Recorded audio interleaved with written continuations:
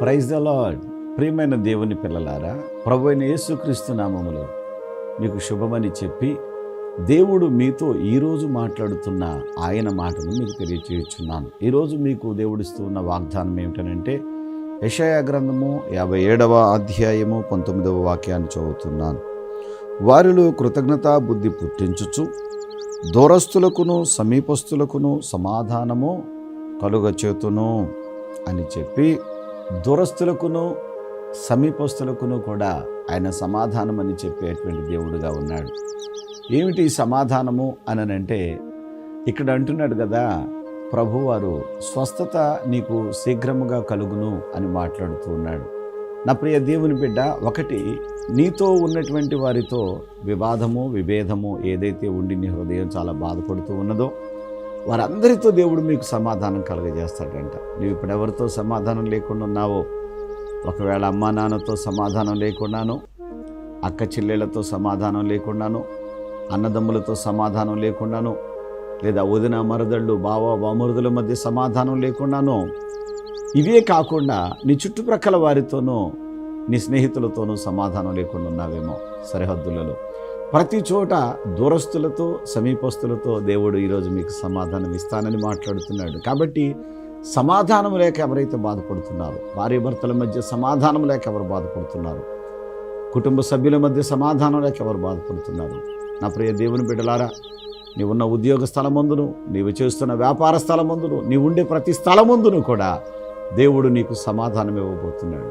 అంతేకాదు, ప్రభు నీతో మాట్లాడుతున్న మాట ఏమిటంటే, అలజడులతో ఉన్న నీ హృదయాన్ని ఆయన ఆనందంతో నింపడానికి, మరి ప్రాముఖ్యంగా చెప్పాలనంటే ఆయన నీకు స్వస్థత శీఘ్రముగా దయచేయబోతున్నాను అంటున్నాడు. హల్లెలూయా. ఇప్పుడు ఈ సమాధానం లేక ఎక్కడైతే నీ శరీరం బలహీనపడిపోయి నీవు నీరసపడిపోయి చాలా బాధపడిపోతూ ఉన్నావో, ఈ బాధలన్నీ తీసివేసి నా ప్రభువు నీకు స్వస్థత ఇవ్వబోతున్నాను. ఎంత చక్కగా మాట్లాడుతున్నాడంటే, నేనే వారిని స్వస్థపరిచెదను, యెహోవా సెలవిచ్చుచున్నాడు. ఏమని? నేనే వారిని స్వస్థపరిచెదనని యెహోవా సెలవిస్తున్నాడు. నీ దేవుడు నీకు సెలవిస్తున్నాడు, బయట ఎవరో కాదండి, నీ దేవుడు నీకు సెలవిస్తున్నాడు. నీకు ఖచ్చితంగా స్వస్థత, రెండవది సమాధానం, ఈ రెండు దేవుడు నీకు ఇవ్వబోతున్నాడు. కావాలా? పొందుకోండి. ప్రతిరోజు ఈ వాగ్దానాన్ని తీసుకొని మీరు మీ హృదయంలో నింపుకొని కృపలో బలపరచబడండి. ఎందుకంటే దేవుడు విడిచిపెట్టేవాడు కాదు. మీ తల్లి మీ తండ్రి మిమ్మల్ని విడిచినా యేసయ్య విడిచిపెట్టే దేవుడు కాదు. మరి కనులు వస్తారా? మీకు సమాధానం కొరకు, మీ స్వస్థత కొరకు ప్రార్థన చేస్తాను. నీళ్లు, నూనె, ద్రాక్షారసం, ఈ మూడు దగ్గర పెట్టుకోండి. పరిశుద్ధుడా, ప్రేమగల తండ్రి, మీ స్తోత్రాలు. ప్రియ బిడ్డలను దీవించండి, ఆశీర్వదించండి. ఈ ఉదయకాలపు వాగ్దానముతో నీ బిడ్డలను బలపరిచినందుకు వందనాలు. సమాధానమును అలాగే ప్రభువా నా తండ్రి స్వస్థతను మీరు ఇస్తానందుకు వందనాలు చెల్లిస్తూ ఉన్నాను. దేవా మీకు స్తుతులు. మరి సంతానం లేని వారికి, ప్రభా కుటుంబంలో నెమ్మది లేని వారికి, శరీరంలో ఆరోగ్యం లేని వారికి మీ గొప్ప స్వస్థతనిచ్చి మీ సమాధానంతో నింపమని నాయన, మీరు వాగ్దానము చేసిన దేవుడు నమ్మదగిన వాడు అయినందుకు వందనాలు. కృపలో మేలుతో నింపండి. అలాగే నీ బిడ్డల దగ్గర ఉన్న నీళ్లను, నూనెను, ద్రాక్షరసమును దీవించండి. ఇవి త్రాగినప్పుడు, వ్రాసుకున్నప్పుడు, సిలువ గుర్తు వేసుకున్నప్పుడు మీ అద్భుత సూచక మహత్కార్యాలు జరిపించమని యేసు నామమున అడుగుచున్నాను తండ్రి, ఆమేన్. ఈ సహోదరి పేరు సుందరమ్మ గారు, ఏలూరు వాసి. 2025 ఫిబ్రవరి నెలలో తనకి కామెర్లు అని చెప్పి తేలింది. ఆ తర్వాత మందులు వాడుతూ ఉన్నా కూడా మరలా తిరగబెట్టి 2 పర్యాయాలు కామెర్లతో బాధపడగా లివర్ కూడా దెబ్బతిన్న దానిని బట్టి ఆపరేషన్ కూడా చేయించుకున్నాడు. దాదాపుగా 3,30,000 రూపాయల వరకు కూడా వైద్యం నిమిత్తం ఖర్చు అయిపోయింది. అయినా ఆ సమస్య తగ్గక కామెర్లు అనేటివి మరలా పునరావృతం అవడం జరిగింది. అట్లాంటి సిచ్యువేషన్లో ఈయన కామెర్లతో 3వసారి బాధపడుతూ ఉన్నాడు. ఖరీదైన వైద్యం ఇప్పించినప్పటికీ, లివర్కి ఆపరేషన్ చేయించినప్పటికీ అది విడువక ఈయనను బాధిస్తూ ఉంది. అలాగే వీళ్ళ కుమారుడికి కూడా లివర్లో నీరు చేరి ఆ పిల్లవాడు కూడా అనారోగ్యం పాలయ్యి ఉండడం జరిగింది. అట్లాంటి కండిషన్లో గత నెలలో సుందరమ్మ గారు తన కుమారుని వెంట పెట్టుకుని నూజివేడులో దైవజనులు క్రీస్తు రాయబారి గారు నిర్వహిస్తున్నటువంటి పరిశుద్ధాత్మ అభిషేక అంజూర పండుగలో పాల్గొనేందుకు వీరు రావడం జరిగింది.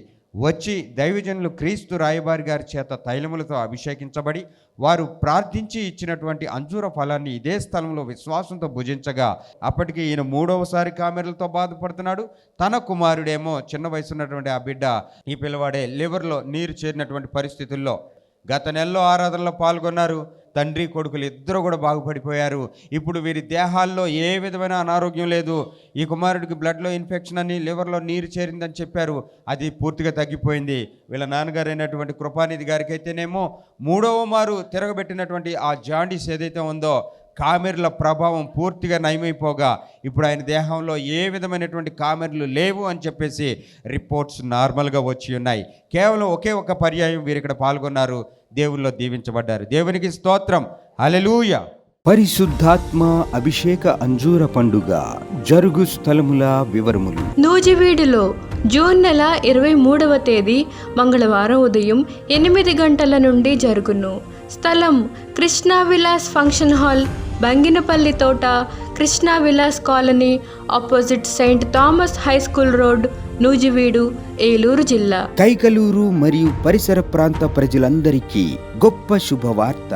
పరిశుద్ధాత్మ అభిషేక అంజూర పండుగ ఇప్పుడు కైకలూరులో జూన్ 24వ తేదీ బుధవారం ఉదయం 8 గంటల నుండి జరుగనయ్యున్నది. స్థలం market yard function hall, check post దగ్గర, కైకలూరు. నరసరావుపేటలో జూన్ నెల 24వ తేదీ బుధవారం ఉదయం 8 గంటల నుండి జరుగును. స్థలం paradise function hall, Ravipadu road, hotel 6 ఎదురుగా, నరసరావుపేట, పల్నాడు జిల్లా. బాపట్లలో జూన్ 25వ తేదీ గురువారం ఉదయం 8 గంటల నుండి జరుగును. స్థలం ఎంఎస్ఆర్ కళ్యాణ మండపం, జమ్ములపాలెం రోడ్, బాపట్ల. ఏలూరులో జూన్ నెల 28వ తేదీ ఆదివారం సాయంత్రం 4 గంటల నుండి జరుగును. స్థలం Shubhalekha convention, Chintalapudi road, Kandrikagudem centre, Eluru. Karuna గారు వాళ్ళ అబ్బాయికి చిన్నప్పటి నుండి కూడా తలలో గడ్డ ఉందట. స్కాన్ చేసి డాక్టర్లు తన చిన్నప్పుడే గడ్డ ఉందనే విషయం చెప్పారట. తలలో ఉన్నటువంటి ఆ గడ్డ కారణంగా ఆ పిల్లాడు ఎక్కడంటే అక్కడ, ఎప్పుడంటే అప్పుడు పడిపోతూ ఉండేవాడట. ఇది ఎంత బాధాకరమో చూడండి. మోగదయ్యం పట్టినటువంటి ఆ కుమారుని కొరకు తండ్రి ఒకసారి అల్లాడిపోతే యేసయ్య దగ్గరికి వెళ్ళాడు. నీ శిష్యుల దగ్గరికి తీసుకొచ్చామయ్యా, ఎవరు బాగు చేయలేకపోయారు, నేను ఎన్నో చోట్ల తిరిగానయ్యా, బాగుపడలేదు ఈ పిల్లాడు, నీ దగ్గరికి వచ్చానయ్యా అని యేసయ్యను ప్రాధేయపడతాడు. ఆ మోగాత్మ పట్టినటువంటి కుమారుని యొక్క తండ్రి యేసుప్రభు దగ్గరికి వచ్చి విన్నవించుకుంటాడు. సేమ్ అదే పరిస్థితి ఇక్కడ కనపడుతుంది. తన కొడుకు ఎక్కడంటే అక్కడ పడిపోతూ ఉండేవాడట, ఎప్పుడంటే అప్పుడు పడిపోతూ ఉండేవాడట. కుమారుని విషయమై బాధలో ఉన్నటువంటి కరుణ గారు పరిశుద్ధాత్మ అభిషేక అంజూర పండుగ నరసరావుపేటలో జరుగుతుంది, అభిషేకం ఇచ్చి అంజూర పండిస్తారు అనే విషయాన్ని టీవీలో చూసి ఈ పండుగకి వీరు రావటం జరిగింది. వచ్చి అభిషేకించబడి అంజూర ఫలాన్ని తీసుకుని వెళ్ళి వాళ్ళ యొక్క కుమారుడికి ఇవ్వటం జరిగింది. ఆ బిడ్డ తినటం జరిగింది. అదే రీతిలో వచ్చిన రోజే వీళ్ళకు ఒక తీర్మానం, ఎంతో ధనము బిడ్డ ఆరోగ్యం కొరకు ఖర్చు చేసిన లాభం లేదు, దేవుని యొక్క సువార్త కొరకు 5,000 కానుకిస్తే దేవుడు మేలు చేస్తాడని దైవజనుడు చెప్తున్నాడు కదా అని తీర్మానం చేసుకున్నారట. అలాగే అంజూర ఫలాన్ని బిడ్డకు తినిపించడం జరిగింది. ఈ రోజు ఆశ్చర్యకరమైన కృపేంటో చెప్పనా, ఎక్కడంటే అక్కడ పడిపోయేటటువంటి ఆ బిడ్డ, ఎప్పుడంటే అప్పుడు పడిపోయేటటువంటి ఆ బిడ్డ అంజూర ఫలము తిన్న తర్వాత ఈ తల్లి గారు దేవునికి కానుకిచ్చుకుంటానని తీర్మానించుకున్న తర్వాత ఆ బలహీనత నుంచి బయటపడిపోయాడు. ఈరోజు ఆరోగ్యవంతుడిగా మారాడు. చప్పట్లు కొట్టే. ఈరోజు సంతోషంగా ఉన్నామమ్మా? సంతోషంగా ఉన్నాం. బాగుపడ్డారా? ఇప్పుడు నీ బిడ్డ బాగుపడ్డాడు. దేవునికి స్తోత్రం చెప్పండి. హల్లెలూయా. పరిశుద్ధాత్మ అభిషేక అంజూర పండుగ జరుగు స్థలముల వివరములు. ఖమ్మంలో జూలై 1వ తేదీ బుధవారం ఉదయం 8 గంటల నుండి జరుగును. స్థలం మంచికంటి భవన్, సిపిఎం ఆఫీస్ ప్రక్కన, ఎన్ఎస్టి రోడ్, ఖమ్మం. ఆత్మకూరులో జూలై నెల 1వ తేదీ బుధవారం ఉదయం 8 గంటల నుండి జరుగును. స్థలం డైమండ్ ఫంక్షన్ హాల్, బస్టాండ్కు దగ్గరలో, నంద్యాల టర్నింగ్ వద్ద, ఆత్మకూరు. రేపల్లెలో జూలై 2వ తేదీ గురువారం ఉదయం 8 గంటల నుండి జరుగును. స్థలం Veeravalli Kotaiah function hall, Uppudi road, Bapatla జిల్లా, రేపల్లె. పెద్ద డోర్నాలలో జూలై 2వ తేదీ గురువారం ఉదయం 8 గంటల నుండి జరుగును.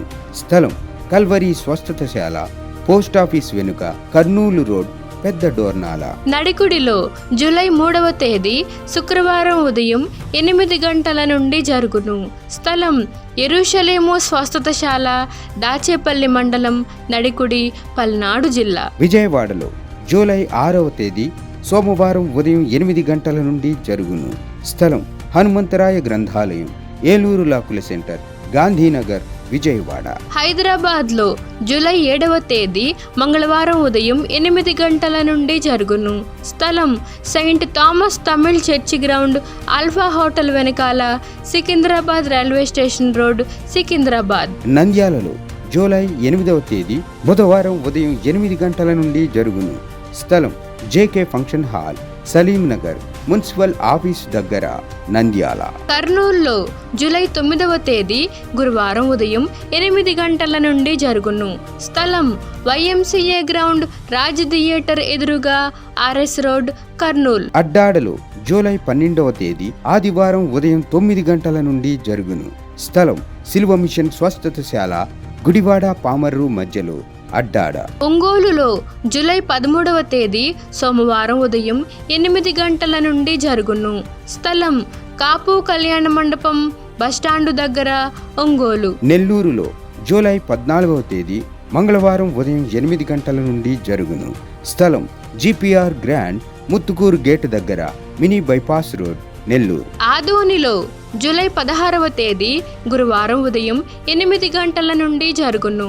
స్థలం international function hall, 2 town police station ప్రక్క రోడ్, SKD కాలనీ, ఆదోని. గుంటూరులో జూలై 19వ తేదీ ఆదివారం మధ్యాహ్నం 3 గంటల నుండి జరుగును. స్థలం LEM high school ground, lodge centre, Brodipet, Guntur. తాడేపల్లిగూడెంలో జూలై 20వ తేదీ సోమవారం ఉదయం 8 గంటల నుండి జరుగును. స్థలం Renuka function hall, flyover bridge ఎదురుగా, కొండయ్య చెరువు రోడ్, కడగట్ల, తాడేపల్లిగూడెం. విశాఖపట్నంలో జూలై 21వ తేదీ మంగళవారం ఉదయం 8 గంటల నుండి జరుగును. స్థలం సుబ్బలక్ష్మి కళ్యాణ మండపం, శ్రీకన్య థియేటర్ ఎదురుగా, రైల్వే న్యూ కాలనీ, విశాఖపట్నం. కాకినాడలో జూలై 22వ తేదీ బుధవారం ఉదయం 8 గంటల నుండి జరుగును. స్థలం universal community hall, Mohammed Ali street, Gandhinagar, Kakinada.